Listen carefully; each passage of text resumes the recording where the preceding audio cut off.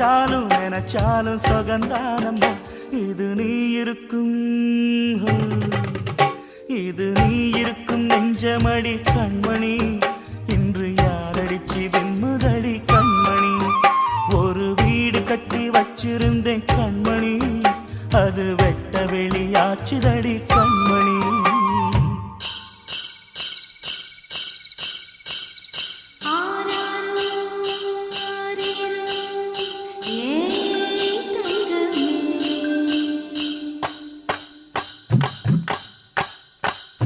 தனியா வளர்ந்த தாயின் அருமை, தாகம் எடுத்த தண்ணி அருமை, உலகம் ஒதுங்க உறவின் அருமை, உடம்போ சரிஞ்ச